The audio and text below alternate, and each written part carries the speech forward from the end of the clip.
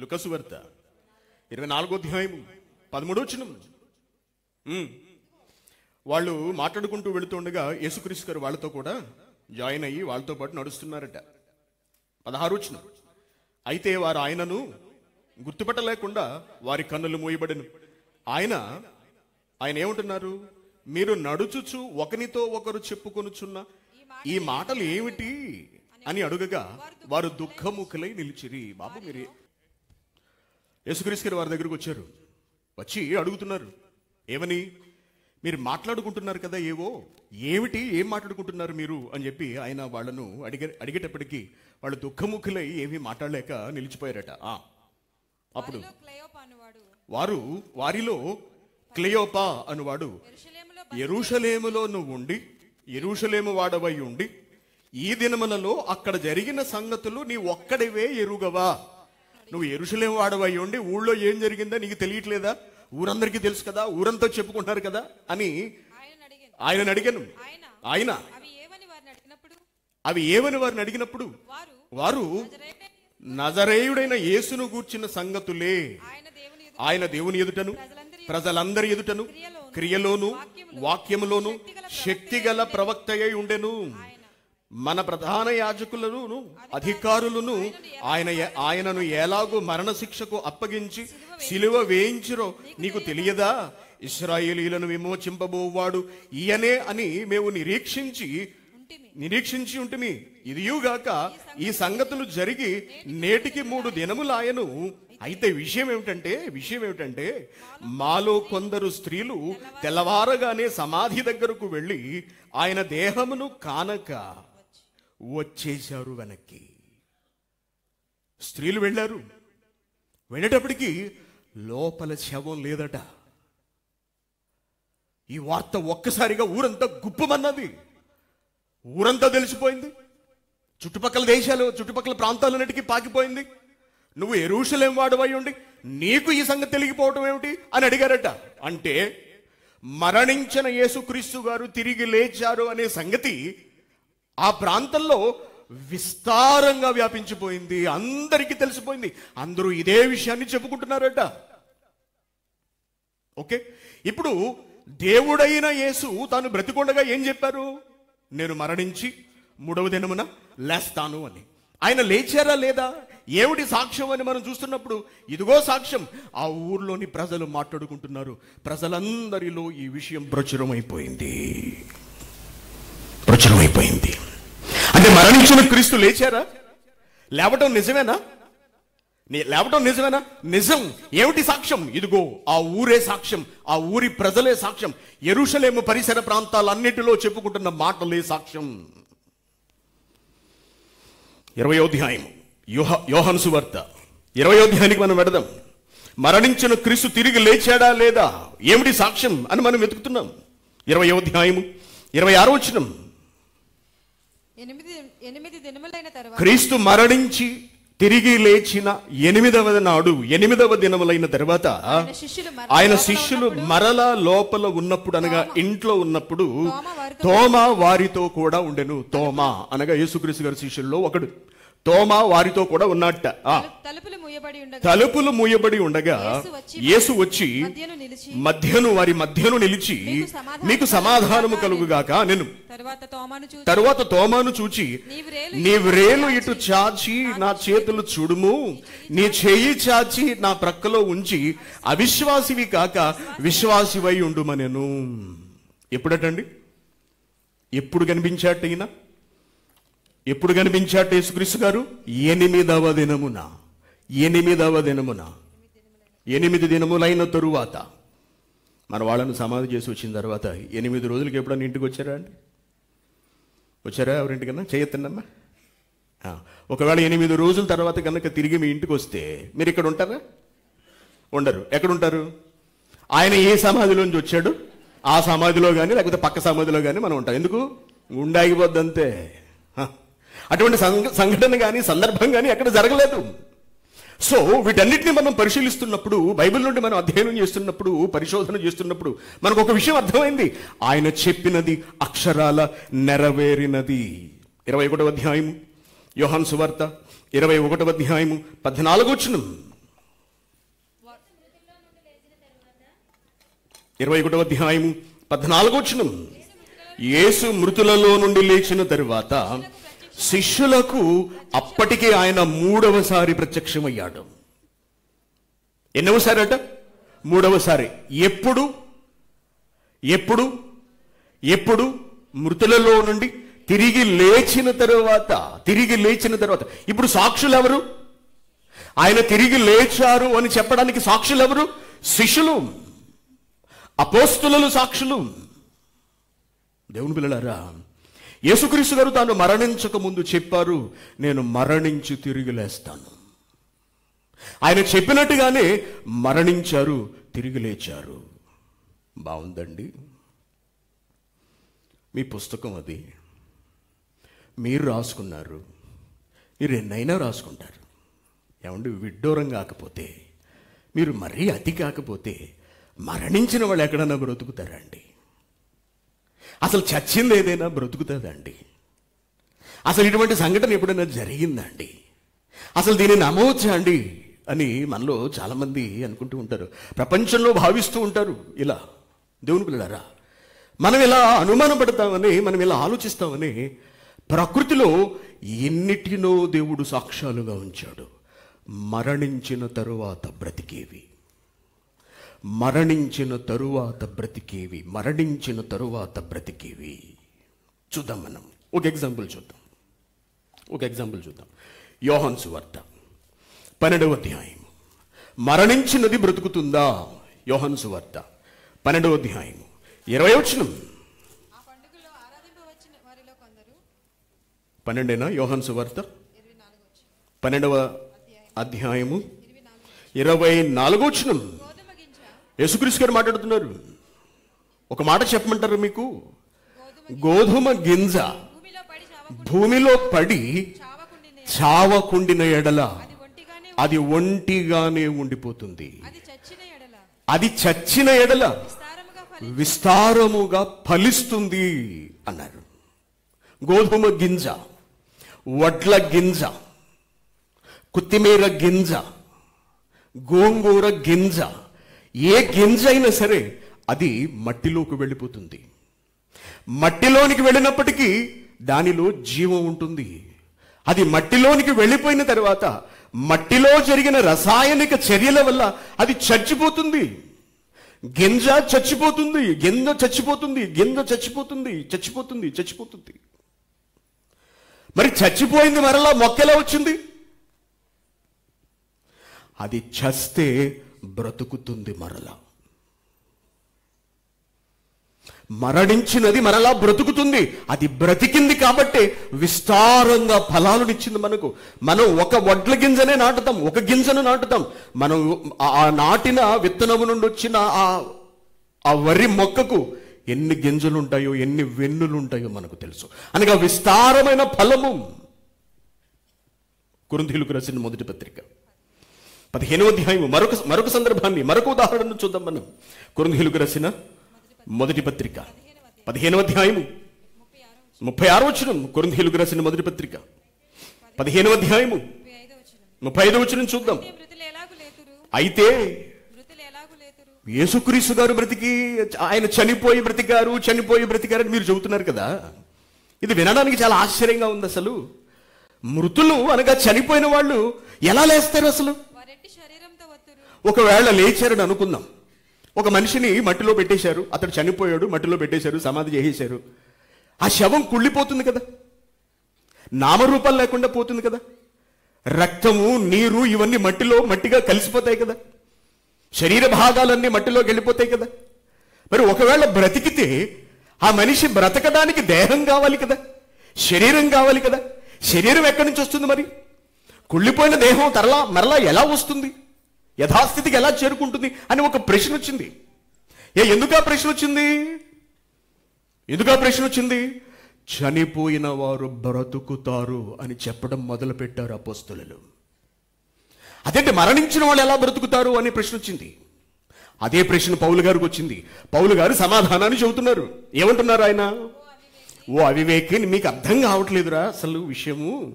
ఓ అవివేకి, నీవు విత్తునది చచ్చితేనే గాని బ్రతికింపబడదు కదా.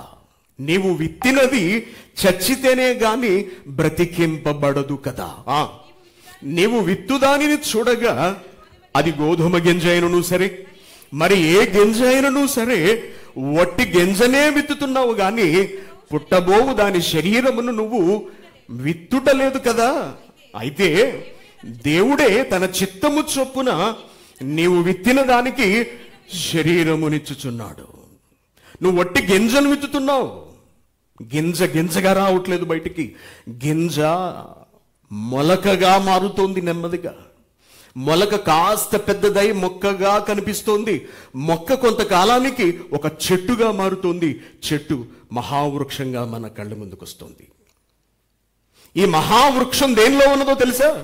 ఒక చిన్న విత్తనం, ఒక చిన్న గింజలో ఉన్నది. ఆ గింజ మట్టిలోనికి వెళ్ళి చచ్చిపోతోంది. మరి చచ్చింది ఎలా బ్రతుకుతోంది అంటే, చచ్చినది బ్రతుకుతుందా? ఎస్, మరణించినది మరలా బ్రతుకుతుంది. చచ్చిన దానికి మరలా బ్రతుకుంటుంది. తెలియచేస్తున్నాడు దేవుడు. జ్ఞానాన్ని నేర్పిస్తున్నాడు దేవుడు ప్రపంచానికి. Very good. ఇప్పుడు యేసుక్రీస్తు గారు తాను బ్రతికుండగానే నేను మరణించి తిరిగి లేస్తాను అని చెప్పారు. అది జరిగిందా అని మనం ఆలోచించినప్పుడు ఎస్, జరిగింది. దానికి స్త్రీలు సాక్షులు, అపోస్తలులు సాక్షులుగా మనకు కనిపిస్తున్నారు. ఏమిటి ఇది అసలు జరిగేదేనా, ఇది సాధ్యమేనా అనే ప్రశ్న మనకు వచ్చినప్పుడు ప్రకృతిలోనే మనకు ఎన్నిటినో చూపిస్తున్నాడు దేవుడు. బైబిల్లో వ్రాయబడిన ఉదాహరణ ఒక గింజను చెప్పాడు ఆయన. మరొక ఉదాహరణ మనం చూస్తే మనందరికీ బాగా తెలిసిన ఒక అసహ్యమైనటువంటి పురుగు, అదేమిటో తెలుసా? గొంగళి పురుగు. గొంగళి పురుగు. గొంగళి పురుగును చూస్తేనే మనకు ఒళ్ళంతా కంపరం వచ్చేస్తుందంట. దాని పాకే విధానం, దానికి ఉన్నటువంటి ముళ్ళు, ఇవన్నీ చాలా అసహ్యంగా అనిపిస్తుంది. పొరపాటున అది ఒంటి మీద కనపడింది అనుకోండి, మనకి ఎలా ఉంటుందండి? ఒళ్ళంతా జలధరించేసిందంతే, అసహ్యం వచ్చేసి చెదరించేసుకుంటే చిచి చిచి అనేస్తాం వెంటనే. అటువంటి గొంగళి పురుగు కొంతకాలం తర్వాత ఒక ఆకునో దేనినో చూసుకుని, ఒక కొమ్మలోని ఒక మూలను చూసుకుని నెమ్మదిగా తనను తాను సమాధి చేసుకుంటుంది. తనను తాను సమాధి చేసుకుంటుంది, చనిపోతుంది. కొద్ది కాల అనంతరం నెమ్మదిగా తన రూపాన్ని బద్దలు కొట్టుకుని, తాను కట్టుకున్న గూడును బద్దలు కొట్టుకుని మరొక కొత్త రూపంతో బయటకు వస్తుంది. ఆ క్రొత్త రూపమే సీతాకోక చిలుక. గొంగళి పురుగుగా ఉన్నప్పుడు దాని రూపం భయంకరం, అసహ్యం. కానీ అది సీతాకోక చిలుకగా మారిన తరువాత దాని రూపం బహుసౌందర్యం. అంటే మరణించి మరలా బ్రతుకుతుందా? ఎస్, మరణించిన గొంగళి పురుగే మరలా బ్రతికే సీతాకోక చిలుకగా రూపాంతరం చెందింది మన కళ్ళ ముందు మనకు కనిపిస్తుంది. అంటే మరణానికి తరువాత మరొక జీవితం ఉందా? ఎస్, ఉంది. మరణం తరువాత మరొక బ్రతుకుందా? ఎస్, ఉంది. మరణించిన వారు తిరిగి లేస్తారా? ఎస్, లేస్తారు. ఏమిటి సాక్ష్యం? ఎలా నమ్మాలి? యేసుక్రీస్తు గారు తాను చెప్పినట్టుగా మరణించారు, మరణించిన 3వ దినమున లేచారు. మరణించి తిరిగి లేచిన దేవుడు ఈ ప్రపంచంలో మనము నమ్ముకున్న ఒకే ఒక్క యేసుక్రీస్తు గారు. ఆలోచించాలి మీరందరూ, ప్రతి ఒక్కరూ. నేను ప్రారంభం నుండి చెబుతున్నాను, ఎంత దారుణంగా మన ప్రభువుని గురించి మాట్లాడుతూ, మన బైబిల్పై నిందలు వేస్తూ, క్రైస్తవ్యాన్ని అవహేళన చేస్తూ దూషిస్తున్నారో, ఎందుకు వాళ్ళు ఎంత వికృతంగా ప్రవర్తిస్తున్నారో అని మనం ఆలోచిస్తే దాని వెనుకున్నటువంటి ప్రధానమైన కారణం, వారి దగ్గర లేనిది మన దగ్గర ఉన్నది, వారి గ్రంథములో లేనిది మన గ్రంథములో ఉన్నది, మన దేవుడి దగ్గర ఉన్నది. అదే మరణించి తిరిగి లేవటం అనే విశేషమైన కార్యము. ఎస్, ఆయన మరణించారు, సమాధి చేయబడ్డారు, తిరిగి లేచారు. చూడండి 20వ అధ్యాయం, యోహాను సువార్త 20వ అధ్యాయం 26వ వచనం చూసామా? 26వ వచనం, యోహాను సువార్త 20వ అధ్యాయము 26వ వచనం. 8 దినములైన తరువాత శిష్యులు లోపల ఉన్నప్పుడు తోమా వారితో కూడా ఉండెను. తోమాకు ఆయన కనిపించాడు. 21వ అధ్యాయము 14వ వచనం. 21వ అధ్యాయం 14వ వచనం మరలా చూద్దాం. మళ్ళీ చూడండి అది ఒకసారి. యేసు మృతులలో నుండి లేచిన తరువాత శిష్యులకు ప్రత్యక్షమై తన శిష్యులకు ప్రత్యక్షమయ్యారు. అనేక మార్లు ప్రత్యక్షమయ్యారు. ఇద్దరు నడుచుకుంటూ వెళుతుంటే వారి దగ్గర ప్రత్యక్షమై వారితో మాట్లాడారు. ఆయన మరణించారు, తిరిగి లేచారు. అనేకులకు అనగా శిష్యులకు కనిపించి ఆయన మోక్షమున కనగా పరలోకమునకు వెళ్ళిపోయారు. చూడండి, అపోస్తల కార్యములు 1వ అధ్యాయము 9వ వచనం. అపోస్తల కార్యములు 1వ అధ్యాయము 9వ వచనం. ఆయన ఈ మాటలు చెప్పి వారు చూచుచుండగా శిష్యులకు కొన్ని మాటలు చెప్పారు. వారిని ధైర్యపరిచి వారు చూస్తుండగా ఆయన ఆరోహణమాయెను. వారు చూస్తుండగా ఆయన ఆరోహణమయ్యారు అనగా చూస్తుండగా ఆయన అలా పైకి వెళ్ళిపోయారు. పైకి ఎక్కడికి వెళ్ళారు? ఎక్కడికి వెళ్ళారు చూద్దాం ఒకసారి. కొలస్సీయులకు రాసిన పత్రిక 3వ అధ్యాయం. కొలస్సీయులకు రాసిన పత్రిక 3వ అధ్యాయం 1వ వచనం. మీరు క్రీస్తుతో కూడా లేపబడిన వారైతే కొలస్సీయులకు రాసిన పత్రిక 3వ అధ్యాయం 1వ వచనం. మీరు క్రీస్తుతో మీరు క్రీస్తుతో కూడా లేపబడిన వారైతే పైనున్న వాటిని వెదకుడి. పైనున్న వాటినే వెతకండి. అక్కడ క్రీస్తు దేవుని కుడి పార్శ్వమున అక్కడంటే ఎక్కడ? పరలోకము,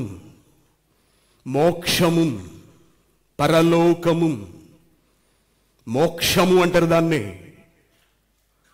దేవుడున్న చోటు, ప్రపంచ ప్రజలందరి పరిభాషలో స్వర్గము దేవుడు భాషల్లోచున్నటువంటి చోటు. ఆ చోటునకు యేసుక్రీస్తు గారు వెళ్ళారట. అక్కడ ఉన్నారట ఆయన. మరల చదవమ్మా. అక్కడ క్రీస్తు దేవుని కుడి పార్శ్వమున కూర్చునుండెను. దేవుని కుడి పక్కన పరలోకములో, స్వర్గములో ఆయన సింహాసనాసీనులై ఉన్నారు. అంటే స్వర్గానికి వెళ్ళాలి అంటే, మోక్షానికి చేరుకోవాలి అంటే, ఒక వ్యక్తి సంపూర్ణ సిద్ధి పొందాలి అంటే ఆ వ్యక్తి మరణించి తిరిగి లేవాలా? ఆలోచించండి. ఒక వ్యక్తి దేవుని చెంతకు వెళ్ళాలి, దేవుని దగ్గర బ్రతకాలి, మోక్షానికి వెళ్ళాలి అంటే మరణించిన వ్యక్తి తిరిగి బ్రతకాలా? మరణించిన శరీరం తిరిగి లేవాలా? దేవుని చెంతకు వెళ్ళటానికి ఈ శరీరం కావాలా? ఎస్, కావాలి. ఈ దేహము కావాలి, మన శరీరం కావాలి తప్పనిసరిగా. ఈ శరీరము తిరిగి లేస్తేనే ఆ దేహము దేవుని చెంతకు వెళుతుంది. ఒక రిఫరెన్స్ చూద్దామండి, మంచి రిఫరెన్స్. లూకాసు వార్త 13వ అధ్యాయము 32వ వచనం. లూకాసు వార్త 13వ అధ్యాయము 32వ వచనం. ఆయన వారిని చూచి, వినాలి అందరూ శ్రద్ధగా. ఆయన వారిని చూచి, మీరు వెళ్ళి ఆ నక్కతో ఇలాగు చెప్పుడి. 13వ అధ్యాయం 32.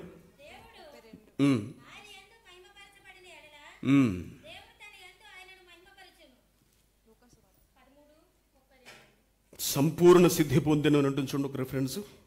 లూకాసు వార్తలోని లాస్ట్ లైన్ చదువమ్మా. 13వ అధ్యాయం 32వ వచనం. మీరు వెళ్ళి ఆ నక్కతో ఇలా చెప్పండి, ఇదిగో నేడు రేపు నేను దెయ్యాలను వెళ్ళగొట్టుచు, రోగులను స్వస్థపరచుచు నుండి 3వ దినమున పూర్ణ సిద్ధి పొందేదను అంటున్నాడు. గమనించాలి మీరు.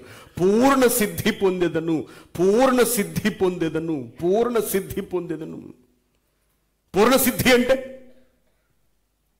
పూర్ణ సిద్ధి అనగా దేవుని దగ్గరకు వెళ్ళుటకు అవసరమైన మహిమ శరీరం.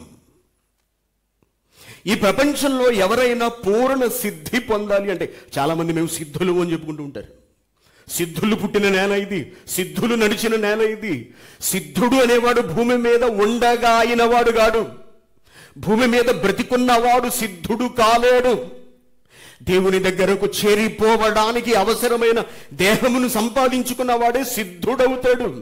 సిద్ధుడు అనగా మహిమను పొందినవాడు అని అర్థం, మహిమను చేరుకున్నవాడు అని అర్థం, మహిమకు వెళ్ళడానికి పరిపూర్ణుడైన వాడు అని అర్థం. అది ఎప్పుడు సంభవిస్తుంది? మానవుడు బ్రతికుండగా సంభవించదు. అది మరణ దినముతో సంభవిస్తుంది. మరణ దినము నాటికి, మరణించిన క్షణము తరువాత, మరణించిన 1 సెకండ్ తర్వాత నీ పరిస్థితి మారడాన్ని బట్టే నువ్వు సిద్ధుడవో కాదో తేలిపోతుంది 1 సెకండ్లో. కాబట్టి ఆయన ఏమంటున్నారంటే, నేను 3వ దినమున పూర్ణ సిద్ధి, అది దేవుని దగ్గరకు వెళ్ళడానికి అవసరమైనటువంటి స్థితి అన్నమాట. దేవుని దగ్గర బ్రతకడానికి అవసరమైనటువంటి స్థితి. ఆ స్థితి రావాలి అంటే ఈ భూమి మీద మనిషిగా బ్రతికిన ప్రతి ఒక్కడు దేవుడి దగ్గరకు వెళ్ళడానికి అవసరమైన శరీరాన్ని తిరిగి బ్రతికించుకోవాలి. మరణించిన ఈ దేహం తిరిగి బ్రతకాలి. ఎందుకంటే ఆత్మ మరియు ఈ శరీరం, ఈ రెండు కలిసే మహిమ రూపంలోనికి మారే దేవుని చెంతకు వెళ్ళాలి. కాబట్టి దేవుని పిల్లలారా, యేసు తాను ముందుగా చెప్పినట్టుగా తాను మరణించి 3వ దినమున తిరిగి లేచి దేనికి అనువుగా తన శరీరాన్ని మార్చుకున్నారు? దేవుడు దేనికి అనువుగా యేసుక్రీస్తు గారి శరీరాన్ని మార్చారు? దేవుని దగ్గర బ్రతకడానికి, ఆయన సింహాసనము ప్రక్కననే కూర్చోవడానికి అవసరమైన దేహముగా క్రీస్తు దేహమును మార్చారు. ఆలోచించండి. అంటే ఈ భూమి మీద బ్రతుకుతున్న ఏ మనిషి అయినా సరే సంపూర్ణ సిద్ధి పొందాలి అంటే,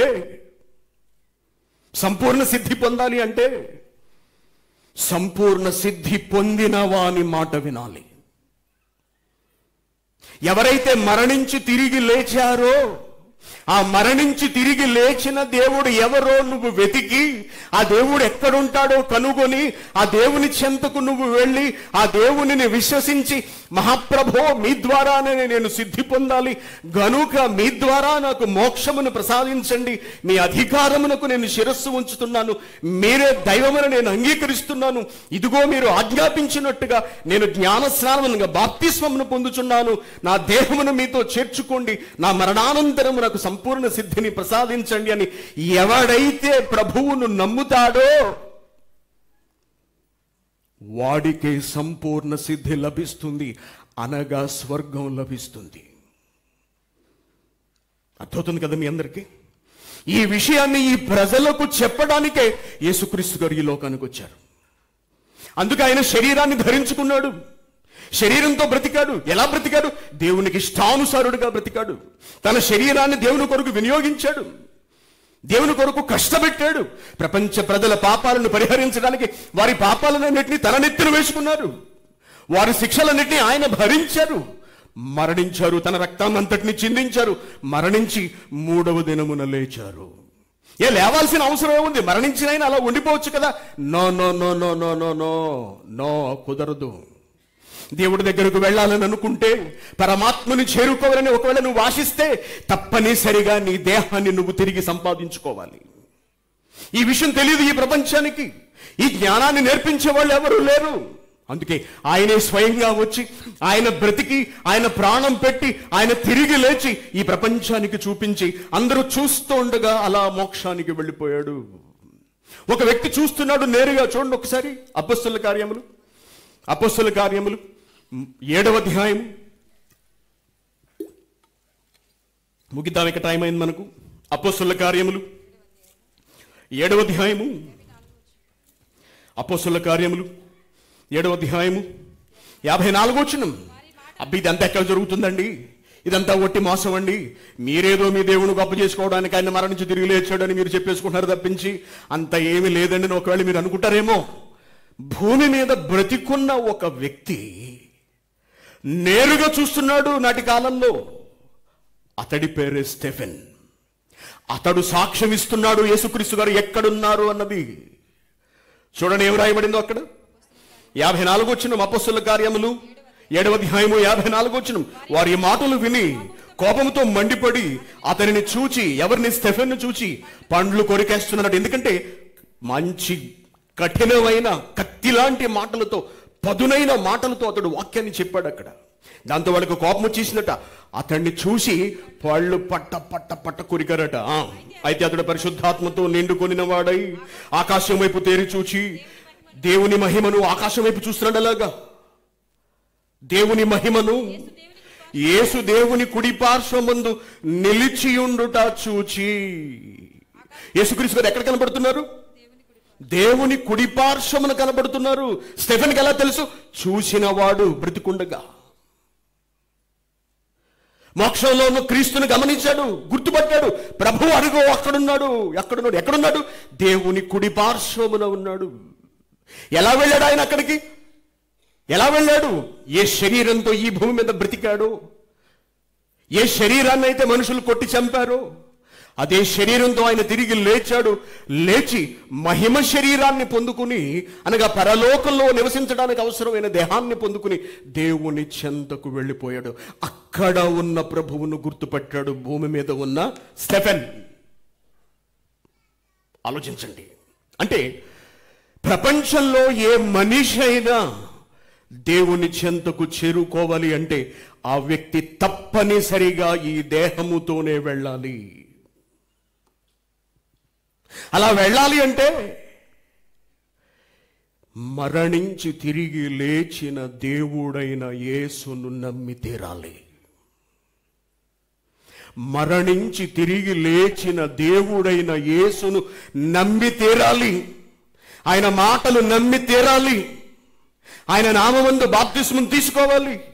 ఆయన ఆజ్ఞానుసారంగా బ్రతకాలి. ఆయన చెప్పు చేతల్లో జీవించాలి. ఆయన పనిలో మరణించాలి. అప్పుడే ఆ ప్రభువు ఈ దేహానికి, ఆయన శరీరానికి ఉన్నటువంటి స్థితిని కట్టబెడతాడు. చూద్దాం కొన్ని మాటలు చూద్దాం. ఇదే విషయాన్ని నాటి అపోస్తలులు ప్రపంచానికి చెప్పారండి. ఏ విషయం చెప్పారు? యేసుక్రీస్తు గారు తిరిగి లేచారు. ప్రభువును నమ్మండి, ఆయనే దేవుని కుమారుడని నమ్మండి, మిమ్మల్ని కూడా ఆయన తిరిగి బ్రతికిస్తాడు. లేకపోతే మీరు దేవుని చెంతకు వెళ్ళలేరు. ఈ విషయాన్ని సాక్ష్యంగా చెప్పుకుంటూ వెళ్ళారు వాళ్ళు. చూడండి, అపోస్తలుల కార్యములు 2వ అధ్యాయము, అపోస్తలుల కార్యములు 2వ అధ్యాయము 24వ వచనం. అపోస్తలుల కార్యములు 2వ అధ్యాయము 24వ వచనం. మరణము ఆయనను బంధించి ఉంచుట అసాధ్యము గనుక దేవుడు మరణ వేదనలను తొలగించి ఆయనను లేపను. పేతురు చెబుతున్నాడు, దేవుడు మరణ వేదనలను తొలగించి యేసుక్రీస్తు గారిని లేపారు అని చెబుతున్నాడు. 31వ వచనం. క్రీస్తు పాతాళములో విడువబడలేదనియు ఆయన శరీరము కుళ్ళిపోలేదనియు దావీదు ముందుగా తెలుసుకొని ఆయన పునరుద్ధానమును గూర్చి చెప్పెను. పునరుద్ధానం అనగా తిరిగి లేచుట. పునరుద్ధానము అనగా నాశనమైనది తిరిగి లేచుట, నాశనమైనది తిరిగి జీవించుట. అదే పునరుద్ధానము. ఈ పునరుద్ధానమును గురించి దేవుడు ఎప్పుడో గ్రంథమందు వ్రాయించాడు అని 32వ వచనం. ఈ యేసును దేవుడు లేపెను, దీనికి మేమందరము సాక్షులం. సాక్ష్యం కావాలా? సాక్ష్యం కావాలా నీకు? సాక్ష్యం కావాలా? ఇదిగో సాక్ష్యం. మేమందరము సాక్షులం, అపోస్తలులమైన మేమందరము సాక్షులం అని నాడు వాళ్ళు సాక్ష్యం చెప్పారు. అప్పుడు సాక్ష్యం చెల్లదా? ఇప్పుడు మళ్ళీ నీకు కొత్తగా సాక్ష్యం చెప్పాలా? ఫోన్లు సైలెంట్లో పెట్టండి. ఎన్నిసార్లు చెప్పాలి? మీకు తెలుగులో చెప్తే అర్థం కదా? ఫోన్లు సైలెంట్లో పెట్టండి.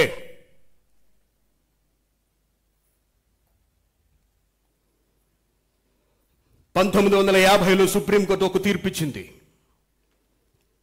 నాటి సాక్ష్యాలు విన్న మీదట, సాక్ష్యాధారాలను బట్టి ఈ కేసును కొట్టివేస్తున్నాము, ఇతడు తప్పు చేయలేదు అని సుప్రీంకోర్టు తీర్పిచ్చింది.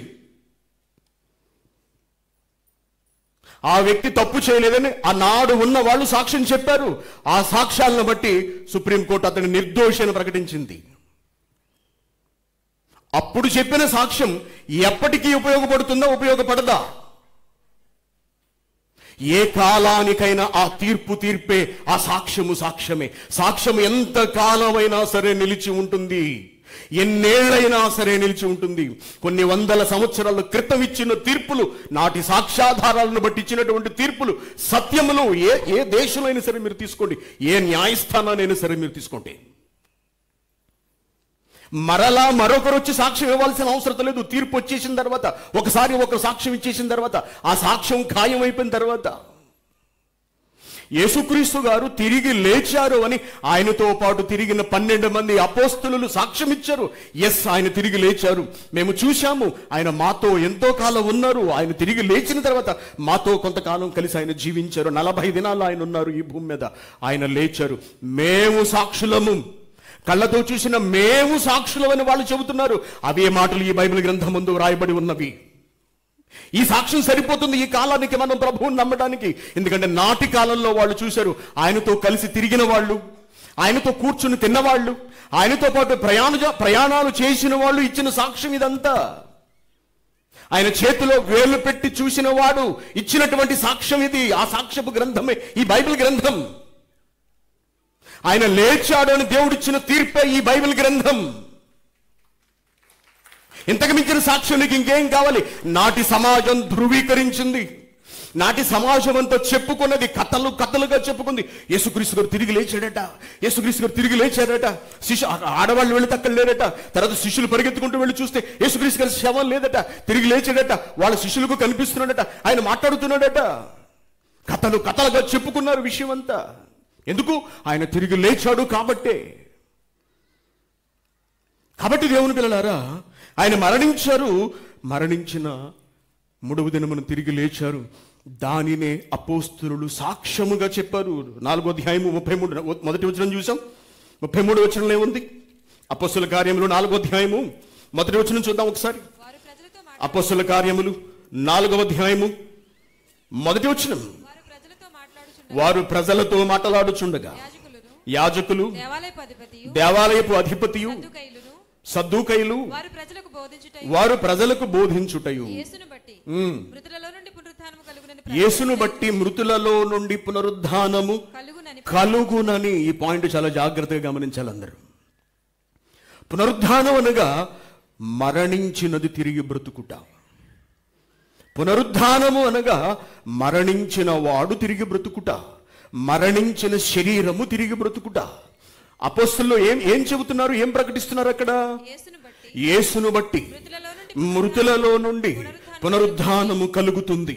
యేసును బట్టి మృతులలో నుండి పునరుద్ధానము కలుగుతుంది. పునరుద్ధానము ఎవరిని బట్టి కలుగుతుంది?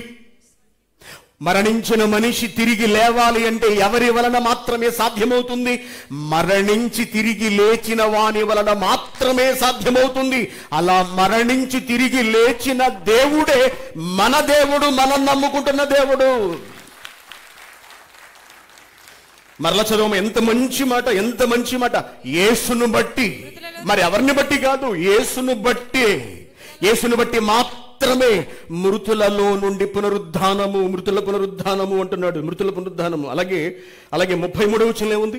33వ వచనం. ఇదియుగాక అపోస్తలుడు బహుబలముగా ప్రభువైన యేసు పునరుద్ధానమును గూర్చి ప్రజలకు సువార్త ప్రకటిస్తున్నారు.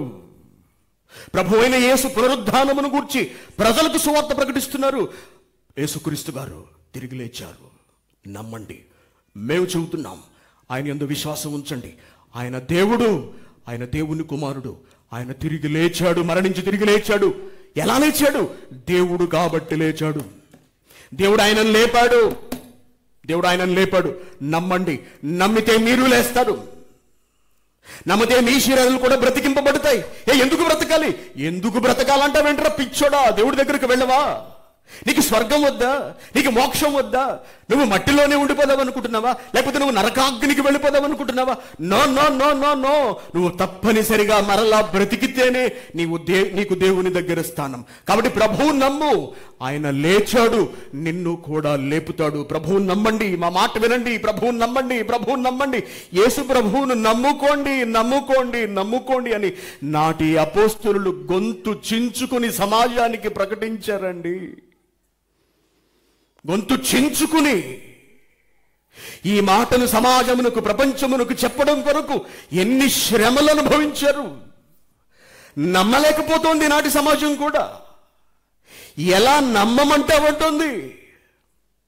మరణించిన వాడు బ్రతకడం ఏమిటి? మేము ఎక్కడ కని విని ఎరుగని సంగతి కదా ఇది. ఎలా నమ్మమంటావు మమ్మల్ని? ఎంతో మంది ప్రశ్నించారు అపోస్తలులను, పౌలును ప్రశ్నించారు ఎంతో మంది. లేదు, ఆయన లేచాడు, మేము కళ్ళతో చూసిన వాళ్ళం, మేము ఆయనను తాకి చూసిన వాళ్ళం, మా మాట నమ్మండి, ఆయనను నమ్ముకుంటేనే మీకు మోక్షం అండి, లేకపోతే లేదండి, మమ్మల్ని అర్థం చేసుకోండి, మేము ఎందుకు ఇంత తాపత్రయపడుతున్నాము అని వాళ్ళు ఎంతో వేదనతో బ్రతిమలాడి చెప్పారండి సమాజానికి. కారణం, ఆయన తిరిగి లేచాడు కాబట్టి. లేవకపోతే వాళ్ళంత ధైర్యంగా చెప్పగలరు? అక్కడ వ్రాయబడిన మాట ఏమిటి? చదవమ్మ మళ్ళీ 33వ వచనం. ఇదియుగాక అపోస్తలులు బహుబలముగా బల్ల గుద్ది లేచాడు. మేము సాక్ష్యం. మీరెందుకు నమ్మరు? మేము కదా సాక్ష్యం, కళ్ళతో చూసిన వాళ్ళం కదా. బహుబలముగా ప్రభువైన యేసు పునరుద్ధానమును గూర్చి ఎలా చెప్పగలిగారు? చూశారు కళ్ళతో, ఆయన తిరిగి లేచిన తర్వాత ఆయన చూశారు. మేము చూశాంరా, నమ్మండిరా. మీకు అర్థం కావట్లేదురా, నమ్మండిరా. ఆయన దేవుడురా, నమ్మండిరా. దేవుని పిల్లలారా, ఆలోచించండి ఒక్కసారి. ఈ విషయాన్ని చెప్పడానికి అపోస్తలులు పడిన శ్రమలు వర్ణనాతీతం. ఈ సంగతిని ప్రపంచానికి తెలియపరచడానికి, ప్రపంచ ప్రజలను ఆలోచింప చేయడానికి పౌలు, మిగిలిన భక్తులు, శిష్యులు పడిన శ్రమలు అనన్య సామాన్యం. వాళ్ళంతా రక్తసిక్తమైపోయి, అవయవాలు నలిగిపోయి బహుశ్రమలు అనుభవించి మరణించారు వారు. తెలుసా? ఈ సత్యాన్ని చెప్పినందుకు. ఎందుకు అంత హింసించింది వాళ్ళని నాటి ప్రపంచం? ఎందుకు హింసించింది? అప్పటికి వాళ్ళు నమ్ముకున్న దేవుళ్లలో, నాటి సమాజం, అప్పటి ప్రపంచం వాళ్ళు నమ్ముకుంటున్న దేవతలలో మరణించి తిరిగి లేచి కనపడిన దేవుడంటూ, దేవతంటూ ఎవరూ లేరు నాటికి. అందుకే క్రీస్తుని గురించి వాళ్ళు విన్నటువంటి ఈ మాట వాళ్లకు శరాఘాతం అయిపోయింది. ఒక్కసారిగా జీర్ణించుకోలేకపోయారు. మరి వాళ్ళ దేవుడు మరణించి లేస్తే మన దేవుడి సంగతి ఏంటి? ఈ ప్రశ్న వస్తుంది కదా. పక్కింటి పిల్లాడికి 10th ఫస్ట్ క్లాస్, మనోడు వైపు చూస్తాం ఫస్ట్ లాగా. ఎరా నువ్వు ఉన్నావురా, సైజ్ చూసుకు ఎంత ఉన్నావు, గుమ్మాలు పెద్ద చేయించాల్సి వచ్చింది నీ వల్ల. కారులో కూర్చొని నీకు సీట్ కూడా సరిపట్లేదు కదరా, 10th క్లాస్ పాస్ కాలేకపోయావు. అంతే కదండి. ఒక వ్యక్తిని అతనితో సమానుడైన మరొక వ్యక్తితో మనం పోలుస్తాం. నీ తోటివాడు చూడరా అంటావనవా? నీ తోటి పిల్ల చూడమ్మా అంటావనవా? ఒక వ్యక్తిని పోల్చినప్పుడు తోటివాడు. దేవుడితో పోలిస్తే, పోలిక వ్యక్తిని పోల్చినప్పుడు దేవుడితో పోల్చొద్దా? దేవునితో పోల్చొద్దా? అందుకే పోల్చి మాట్లాడుతున్నారు నాటి కాలంలో శిష్యులు. మరణించి తిరిగి లేచాడు దేవుడు, మరణించి తిరిగి లేచాడు యేసుక్రీస్తు గారు అనగానే మరి మన దేవుళ్ళ పరిస్థితి ఏమిటనే ప్రశ్న వచ్చింది. లాభం లేదు, ఇటువంటి మాటలు చెప్పేవాడిని బ్రతికించి ఉంచకూడదు, వీళ్ళని చంపేయాలనుకున్నారు అంతే. ఇదే పంధా నాటి నుండి నేటి వరకు కొనసాగుతోంది యేసుక్రీస్తు గారి విషయంలో. ఎందుకు ఈ సమాజం క్రీస్తు మీద తిరగబడుతోందో తెలుసా? క్రీస్తులోని సుగుణాలు, క్రీస్తు కనబరిచిన ప్రేమ, క్రీస్తు చూపిన త్యాగం, క్రీస్తు కనబరిచిన ప్రేమ, ఆయన చూపిన వాత్సల్యం, ఆయన చూపిన కరుణ, ఆయన చూపిన క్షమాగుణం, ఆయన త్యాగము, ఆయన ప్రాణం పెట్టిన విధానం, ఇవన్నీ ఒకెత్తైతే ఆయన తిరిగి లేవటం. ఈ సంగతిని ఈ ప్రపంచ ప్రజలు తమ దేవుళ్లతో, తమ దైవాలతో పోల్చి చూసుకున్నప్పుడు, తమ గ్రంథాలను వెతికి చూసుకున్నప్పుడు ఎక్కడా కూడా ఇటువంటి ఒక అసాధారణ చర్య కనిపించలేదు. దాంతో ప్రపంచం నివ్వెరపోయింది. నాటి నుండి నేటి వరకు నివ్వెరపోతూనే ఉన్నది. ప్రభువును వ్యతిరేకిస్తూనే ఉన్నది. దేవుని పిల్లలారా, మరణించి తిరిగి లేచిన వాడే మరణించిన వాళ్లను లేపగలడు. మరణించి తిరిగి లేచిన దేవుడే తనను నమ్మిన భక్తులను తిరిగి లేపగలడు. మరణించి తిరిగి లేవని వాడు తనను నమ్మిన వాళ్లను ఎలా లేపగలడు చెప్పండి? యేసుక్రీస్తు గారు మరణించి తిరిగి లేచారు కాబట్టే ఆయన మాటలు విని, ఆయనను గురించిన ప్రకటించిన సువార్తను విని నమ్మిన వారిని తిరిగి లేపుతాడు. కొరింథీయులకు రాసిన మొదటి పత్రిక ముగిద్దామిక. కొరింథీయులకు రాసిన మొదటి పత్రిక 15వ అధ్యాయము 54వ వచనము. కొరింథీయులకు రాసిన మొదటి పత్రిక 15వ అధ్యాయము 54వ వచనం. ఈ క్షయమైనది, గమనించాలి బాగా, ఈ క్షయమైనది అనగా ఈ శరీరము క్షయమైపోతుంది. మరణించాం, మట్టిలో పెడితే కుళ్ళిపోతుంది. రోడ్డు మీద అలా పారేస్తే కొన్ని రోజులకి పురుగులు పట్టి నాశనం అయిపోతుంది. ఈ క్షయమైనది అక్షయతను ధరించుకోవాలి. అక్షయత అంటే నాశనము కాని మహిమ స్థితికి వెళ్ళాలి. ఈ మర్త్యమైనది అమర్త్యతను ధరించుకోవాలి. ఎలా చెప్తున్నాడు చూసారా? నాశనమయ్యే ఈ శరీరము నాశనము కాని స్థితికి వెళ్ళాలి. క్షయమైపోయే ఈ శరీరము అక్షయము కాని స్థితికి వెళ్ళాలి. ఎలా వెళుతుంది? నాశనమయ్యే శరీరాన్ని నాశనము కాకుండా నాశనము కాని స్థితికి తీసుకువెళ్ళిన వాళ్ళు ఎవరైనా ఉన్నారా ఈ ప్రపంచంలో?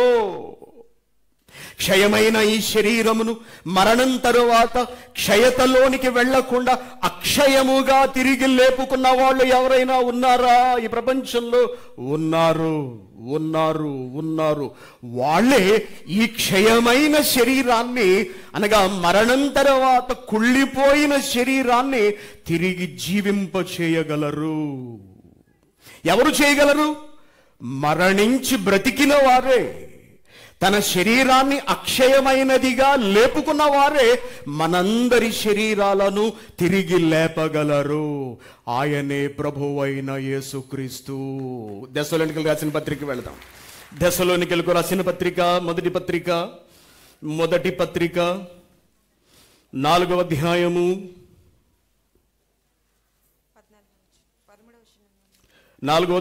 13వ వచనం. సహోదరులారా, నిరీక్షణ లేని ఇతరుల వలె మీరు దుఃఖపడకుండా నిమిత్తము నిద్రించుచున్నవారు అనగా మరణించుచున్న వారిని గూర్చి మీకు తెలియకుండుట నాకిష్టము లేదు. వినాలి. యేసు మృతి పొంది తిరిగి లేచెనని మనము నమ్మిన ఎడల, యేసుక్రీస్తు మరణించి సమాధి చేయబడి తిరిగి లేచారు. దీనిని ఏమంటారని చెప్పని మీకు ప్రారంభంలో, యేసుక్రీస్తు మరణించి సమాధి చేయబడి తిరిగి లేచారు. దీనిని ఏమని నిర్వచించింది బైబిల్ గ్రంథం అని చెప్పని మీకు ప్రారంభంలో సువార్త. యేసుక్రీస్తు గారు ఏం చెప్పారు? సర్వలోకమునకు వెళ్ళి సర్వ సృష్టికి సువార్త ప్రకటించండి. అంటే సువార్త అనగా ఏమిటి? క్రీస్తు మరణించి సమాధి చేయబడి తిరిగి లేచారు అనే వార్త. దీనిని నువ్వు నమ్మితే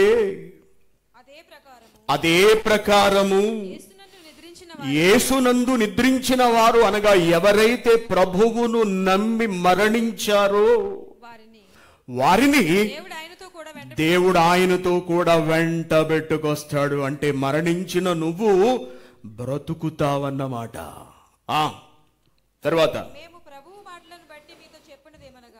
మేము ప్రభువు మాటను బట్టి మీతో చెప్పినదేమనగా, ప్రభువు రాకడ వరకు సజీవులమై నిలిచి ఉండు మనము నిద్రించిన వారి కన్నా ముందుగా ఆయన సన్నిధికి చేరము. చూడండి, ఆర్భాటముతోను ప్రధాన దూత శబ్దముతోను దేవుని బూరతోను పరలోకము నుండి ప్రభువు వస్తాడు. మరణించి తిరిగి లేచి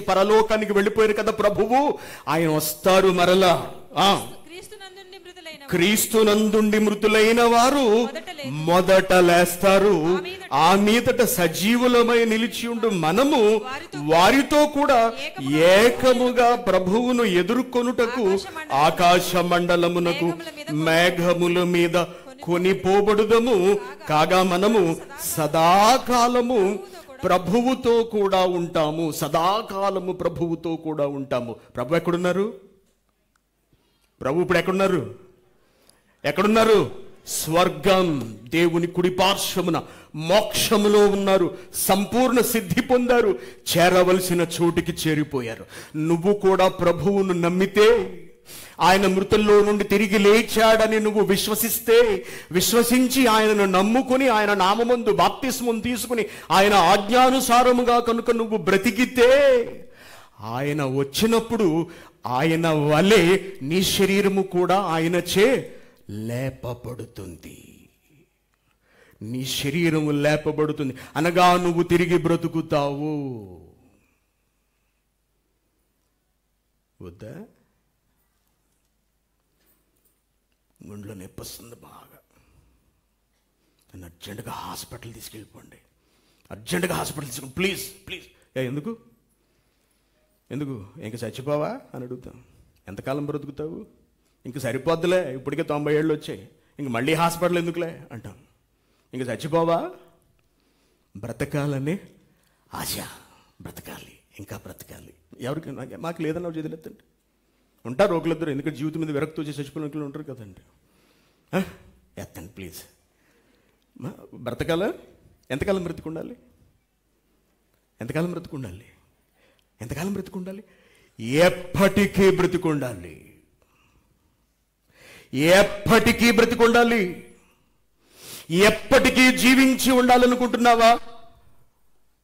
ఎప్పటికీ జీవించి ఉండేది కేవలం దేవుడు మాత్రమే. భూమి మీద ఉన్న మనుషులమైన మనం కాదు. కానీ మనం ఎప్పటికీ జీవించి ఉండాలని మనం గనుక ఆశిస్తే, ఎప్పటికీ జీవించి ఉండేవాడిని నమ్ముకోవాలి. మనం ఎప్పటికీ దేవుని దగ్గర బ్రతకాలి అని అనుకుంటే, దేవుని దగ్గర ఎప్పుడూ బ్రతుకుతున్న ఆయనను నమ్ముకోవాలి. దేవుని దగ్గర నిరంతరము బ్రతుకుతున్న ఆయన ఎవరు? యేసుక్రీస్తు. ఆయన ఎలా జీవిస్తున్నారు?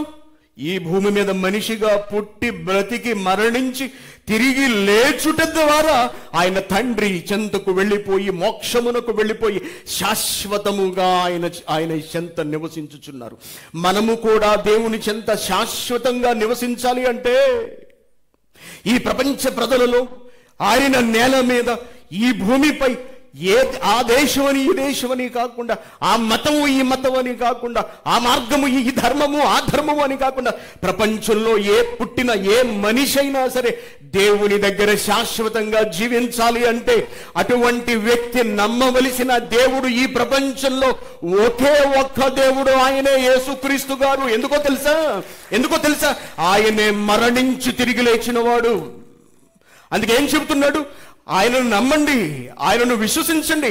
ఆయన రెండవ రాకడలో వచ్చినప్పుడు మనల్ని కూడా లేపుతారు, తండ్రి దగ్గర శాశ్వతంగా బ్రతికించడానికి తీసుకువెళ్ళిపోతారు. అక్కడ ఆయనతో మనము సదాకాలము. కోవిడ్లో ఎంతకాలం?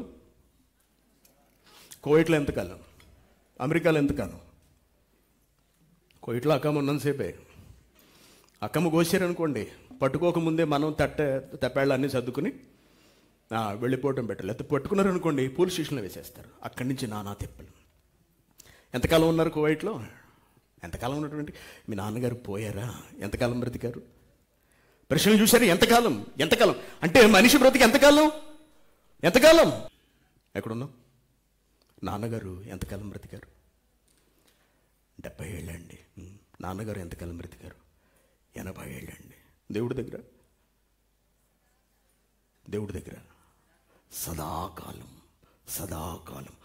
సదాకాలము బ్రతుకునిచ్చే దేవుడు యేసుక్రీస్తు. నమ్మవా? నీ శరీరాన్ని లేపుతాడు ఆయన. నమ్మవా? దేవుడు ఆయన లేపాడు. ఆయన నమ్మితే మనల్ని కూడా, కొరింథీయులకు రాసిన మొదటి పత్రిక 6వ అధ్యాయము, 6వ అధ్యాయము 14వ వచనం. కొరింథీయులకు రాసిన మొదటి పత్రిక 6వ అధ్యాయము 14వ వచనం. దేవుడు ప్రభువును లేపెను. ఓకే, దేవుడు ప్రభువును లేపెను.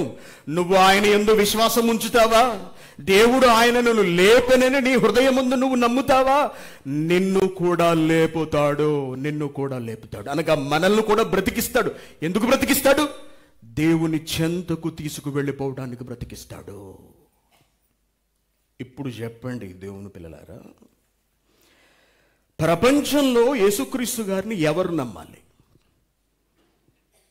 ఎవరు నమ్మాలి? ఎవరు నమ్మవలసిన అవసరం లేదు. ఎవరు నమ్మాలి? ఎవరు నమ్మవలసిన అవసరం లేదు. నేను 80 ఏళ్ళు బ్రతకాలనుకుంటున్నాను, నేను 80 ఏళ్ళు బ్రతకాలనుకుంటున్నాను అన్నవాళ్ళు చేతులెత్తండి. నేను 80 ఏళ్ళు, ఎందుకంటే 80 ఏళ్ళు ఆయుష్కాలం ఎవరికి కావాలి? అందరికీ కావాలి. నాకే 80 ఏళ్ళు కావాలి, మీకు 80 ఏళ్ళు అవసరం లేదు అనేది ఏమి లేదు. అందరికీ దీర్ఘాయుష్కాలం కావాలి. మనం ఏమైనా ఆశీర్వదిస్తాం చిన్న బిడ్డలను? దీర్ఘాయుష్మాన్ భవ, దీర్ఘకాలం జీవించాలి, సుదీర్ఘకాలం జీవించాలి. పెన్సిలిన్ ఇది ఏమిటది? వ్యాక్సిన్ వేసారు కదా మనకి, వ్యాక్సిన్ వేయించుకున్నాంగా. ఎందుకు వేయించుకున్నాం? ఎందుకు వేయించుకున్నాం? అవసరమే కదా. హైందవులకు అవసరం లేదా? అవసరమే కదా. ఇస్లాం సహోదరులకు అవసరం లేదా? అవసరమే కదా వ్యాక్సిన్. యూదులకు అవసరం లేదా? అవసరమే కదా. ప్రపంచంలో తమ దేశం వాళ్ళందరికీ వ్యాక్సిన్ వేసేసిన మొట్టమొదటి దేశం ఏంటో తెలుసా అండి? ఇజ్రాయెల్. తన దేశంలో వాళ్ళందరికీ వ్యాక్సిన్ వేసేసింది ఇజ్రాయెల్. ఎందుకు? చచ్చిపోతారన్న భయం. భారతదేశం వ్యాక్సిన్ తయారు చేసింది, కొన్ని పేద దేశాలకు ఇచ్చింది ఆఫ్రికాలో. వాళ్ళకి అవసరమా వ్యాక్సిన్? అవసరం. అమెరికా వాళ్ళకి అవసరమా? అవసరం. జపాన్ వాళ్ళకి అవసరమా? అవసరం. చైనా వాళ్ళకి అవసరమా? అవసరం. తిరిగి లేచుట క్రైస్తవులకైనా అవసరం. ఎవరికి అవసరం? ఎవరికి అవసరం? ఇస్లాం సహోదరులకు అవసరం లేదా? అవసరం. హైందవ సహోదరులకు అవసరం లేదా? అవసరం. నేను లేవాలనుకోవట్లేదండి, నేను ఎప్పటికీ మట్టిలోనే కూలిపోయి అటు నుంచి అంటే నరకానికి వెళ్ళిపోదాం అనుకుంటున్నానండి. అదే ఆశ అండి, నరకంలో బాగా కాలిపోవాలని కోరుకుంటున్నాను అన్నవాళ్ళు ఎవరైనా ఉంటారా అండి? ఎవరైనా అలా కోరుకుంటారా? నో. బ్రతకాలనుకుంటారు ఎవరైనా మోక్షానికి చేరుకోవాలనుకుంటారు. మోక్షం అవసరం ప్రతి ఒక్కడికి. మరి నీకు తిరిగి బ్రతకడం అవసరం అనిపిస్తే, దేవుని చెంతకు వెళ్ళటం అవసరం అని నీకు అనిపిస్తే, నువ్వు తప్పనిసరిగా నమ్మవలసింది ఎవరినో తెలుసా? యేసుక్రీస్తుని నమ్మి తీరాలి. ఎందుకంటే నిన్ను మోక్షానికి తీసుకువెళ్ళేది ఆయన ఒక్కడే. ఆయన ఒక్కడే నిన్ను మోక్ష తీరానికి చేర్చేవాడు ఆయన ఒక్కడే. అందుకే ఏం చెబుతున్నాడు? యోహాను సువార్త 14వ అధ్యాయము, యోహాను సువార్త 14వ అధ్యాయము 6వ వచనం. తేనందరూ ముఖ్యమైన మాట చూడండి. యోహాను సువార్త 14వ అధ్యాయము 6వ వచనం. యేసు నేను మార్గము, ఏముంది అక్కడ? నేను మార్గము అన్నాడా? నేను ఒక మార్గం అన్నాడా? నేను ఒక మార్గం అని లేదక్కడ. నేను మార్గం అని లేదక్కడ. నేనే నేనే నేనే మార్గం. ఎక్కడికి? చదువు. నేనే మార్గము, నేనే సత్యము, నేను జీవము. నా ద్వారా తప్ప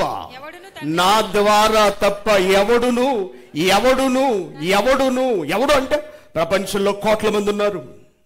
ప్రపంచంలో ఎన్నో మతాలకు చెందిన వాళ్ళు ఉన్నారు. ప్రపంచంలో ఎన్నో ధర్మాలకు చెందిన వాళ్ళు ఉన్నారు. వాళ్ళ నమ్మకాలు వాళ్ళకున్నాయి, వాళ్ళ ధర్మాలు వాళ్ళకున్నాయి, వాళ్ళ గ్రంథాలు వాళ్ళకున్నాయి, వాళ్ళ భక్తి వాళ్ళకుంది. ఎవరు ఎంతమంది ఉన్నా సరే ఈ ప్రపంచంలో మనిషిగా పుట్టిన వాడు పరలోకానికి మోక్షానికి వెళ్ళాలంటే నేనే, గుండెల మీద చెయ్యేసి ఎప్పటిలాగా నేనే అని పలికిన దేవుడు ఈ ప్రపంచంలో, నేను మోక్షానికి తీసుకువెళతానని చెప్పిన దేవుడు ఈ ప్రపంచంలో, నేనే అని చెప్పిన దేవుడు, నేనే తీసుకెళ్ళగలను, నేను తప్ప. ఏమంటున్నాడు?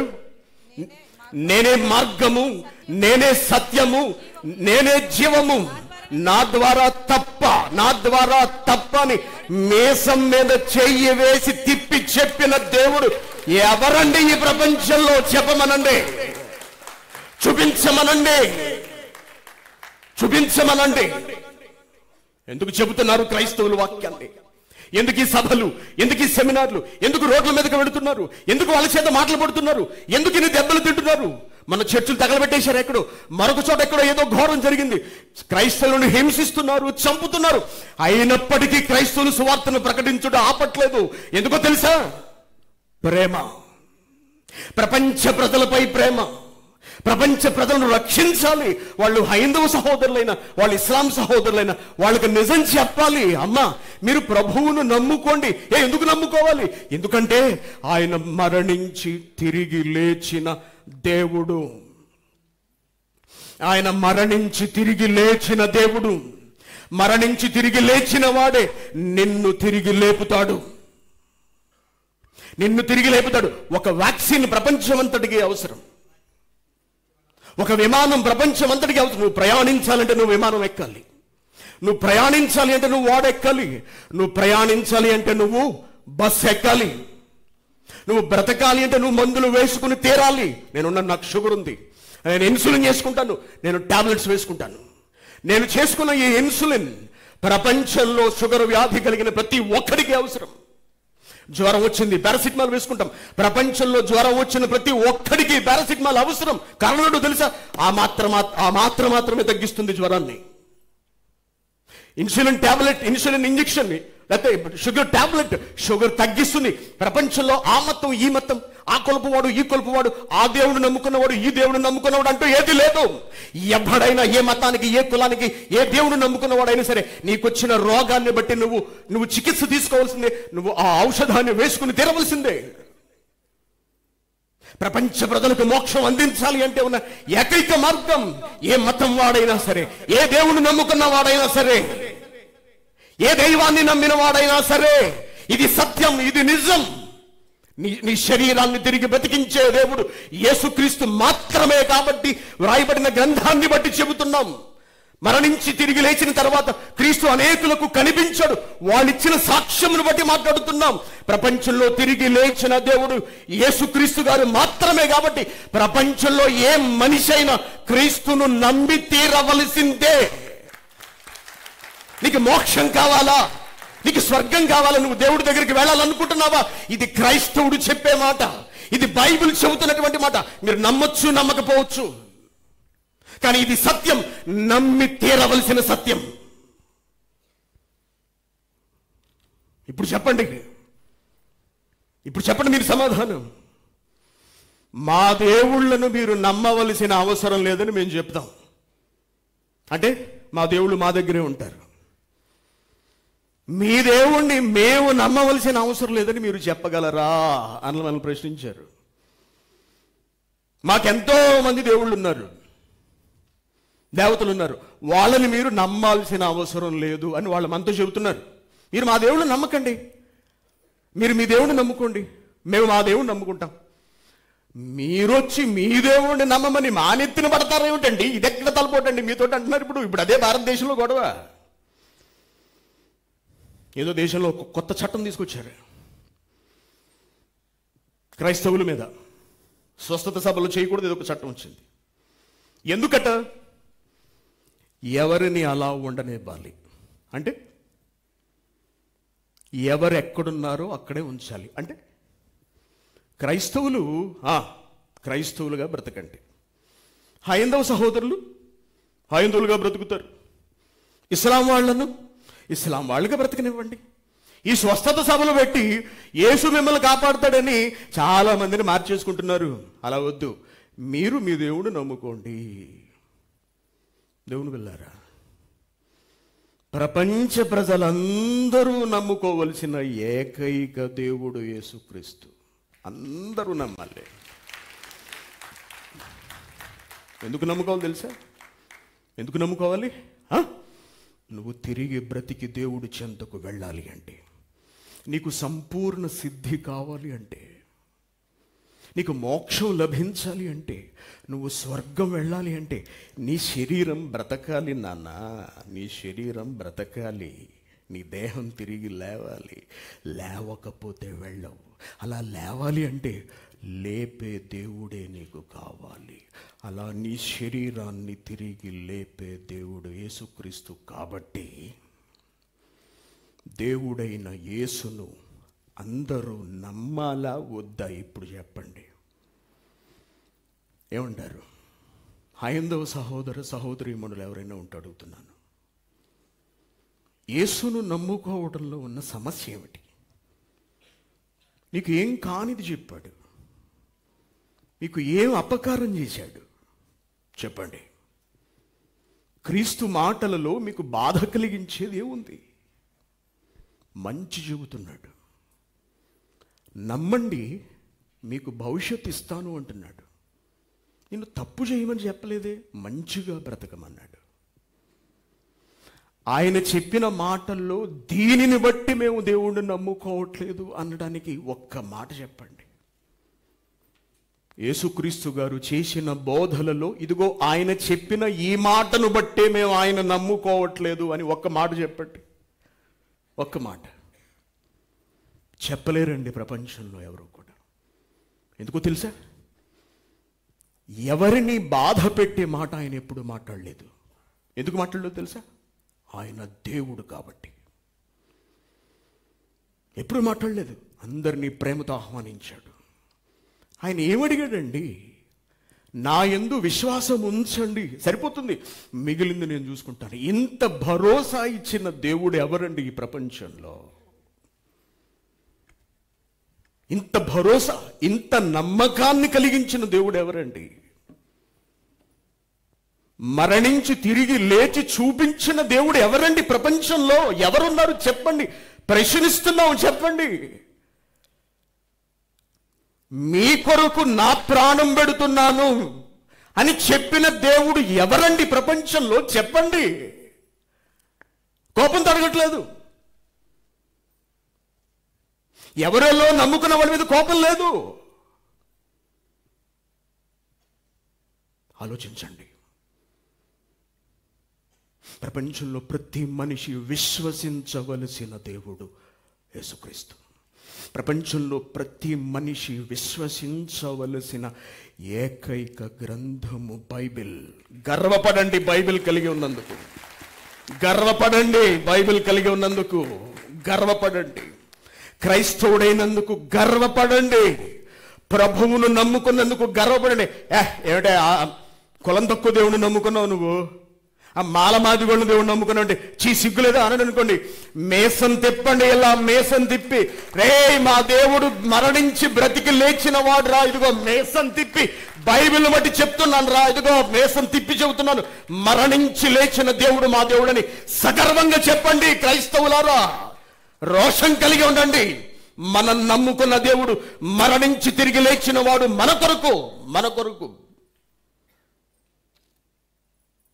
కాబట్టి ఎవరన్నా మిమ్మల్ని ప్రశ్న అడిగారా? చెప్పండి. ఇప్పుడు నేను చెప్పిన సమాధానం అంతా చెప్పండి. ప్రశ్నించండి. ఏ దేవుడు మరణించి తిరిగి లేచాడు చూపించండి. ఆ దేవుడిని మేము నమ్ముకుంటామని చెప్పండి. చెప్పలేడు ఎవడు. నోరు విప్పి మాట్లాడలేడు ఎవడు. చెబితే ఒకే ఒక్కరి పేరు చెప్పాలి ఈ ప్రపంచంలో. ఆయనే మన ప్రభువైన యేసుక్రీస్తు. గర్వపడండి. ప్రభువైన యేసుక్రీస్తును నమ్ముకున్న వాళ్ళముగా, క్రైస్తవులముగా గర్వపడండి. కాబట్టి ప్రభువైన యేసును అందరూ నమ్మలా వద్దా?